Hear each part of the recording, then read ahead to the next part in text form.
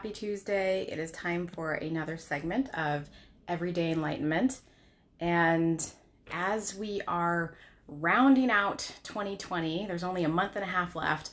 I want to know, what have you learned that is good for you? Because I have no doubt that you found plenty of things over this year that weren't good for you, or that maybe didn't support joy in your life, right? Because usually it's easy to find the things that are negative, or that we might call negative or bad in our lives. And to a certain extent, we are kind of brought up to look for those things that don't quite work for us, which is, to a certain extent, that can be beneficial. However, now is the time to hold dear to those things that you found this year that were good for you, and to nurture those things so you can continue to grow and expand on those things for next year. Because if you think, that things are going to be all rainbows and unicorns come January 1st, 2021, you might be a little sad because,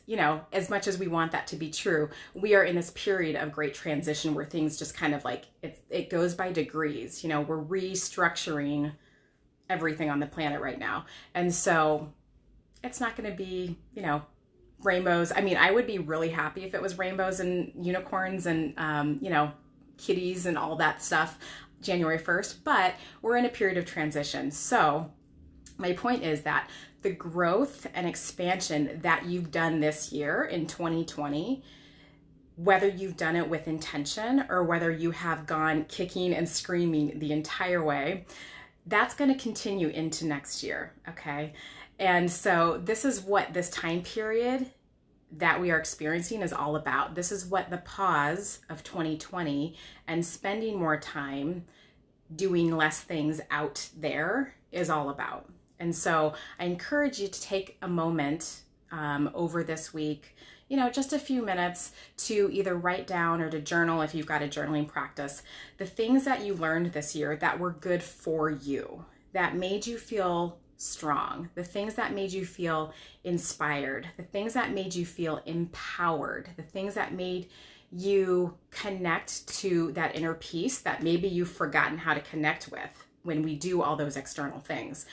So reconnecting with the things that made you feel expansive, reconnecting with the things that made you feel love, reconnecting with the things that made you feel unstoppable. Because I'm sure you had challenges this year that came up and you didn't stop. You kept going because you had to, right? So all of these things that we learned, maybe you found something new that made you feel absolutely in love with life again. So whatever it is that you found, those things are a reflection of the light that you hold within you. And those things that you connected with that made you feel good help to facilitate and help to support the growth and expansion of that light within you. Because this light that we all have, because we're all, divine beings of light inside a human body, it's part of our job to find the things that we love, because that light is what sustains us, and it's what guides us to a certain extent throughout our life. You can kind of use it as a radar. Finding things that make you feel great are usually signs that this is what your soul loves, and to help expand your experience of life, versus those things that you shrink away from, maybe not so much. So the things that you've learned that are good for you so far will help facilitate that growth of light and help that to grow. Because as your light grows, the amount of energy and the amount of light that you hold in your body increases as well. So it's like your frequency or your vibration also increases. And so as you continue to elevate that frequency, you shift internally. And so it helps you to be able to see maybe the things that you couldn't see before. And I'm talking beyond clairvoyant stuff, because, that's all great. That's all like a bonus, but really it helps you to see the unseen and to see the truth of things for you. So that's part of what happens when you shift your frequency. And you also are able to hear the things that are unheard. And that can be the whispers of your soul, which is really important too. And as you get more light, as you do these practices that help you come home to yourself, you also start to understand and you also start to know the things that have previously been unknown to you. So it's this beautiful, as you get closer to, remembering yourself, as you get closer to getting quiet to yourself and embodying more of your light, a whole nother world starts to open up for you that maybe you just weren't still enough to acknowledge before, or maybe that, you weren't quite still enough to hear it before or feel it before. So the point is to embrace the things that make you feel good. Okay, don't be afraid of that. And there should be no guilt in that.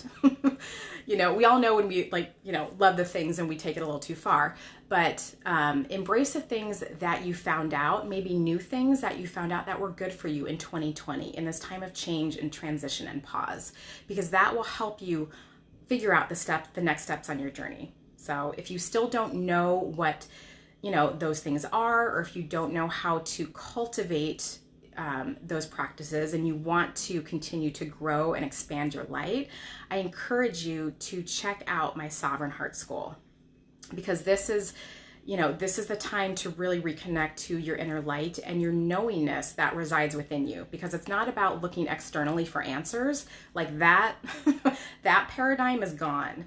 And so it's really important between now and the end of the year, and then moving through 2021, to find the answers inside of you, because they're there for sure. They're there for all of us. And so I encourage you to check if you're a little wobbly in that scenario and you're not quite sure what to do and you would like a mentor with this, please check out my Sovereign Heart School, because it is a course in energetic and spiritual mastery of the self. Okay, and it's all about one-on-one mentoring with me. We do some readings. There are going to be group exercises that we do, and practices and affirmations and mantras and bonuses on top of bonuses on top of bonuses. Literally everything I've created is in this course. So this is going to help support your rediscovery and your remembrance of who you truly are, because that is the name of the game moving forward, you guys. And it's so exciting. It's so exciting. And so if you have any questions about that, message me. There is also a link in the bio or the description to find out more information about that. But I'm happy to talk to you about it, because there's so much in it. Depending on what you're interested in, it's probably going to fit into what you're looking for if you're on the awakening and the spiritual journey of ascension. Because, side note, we all are on that journey together right now.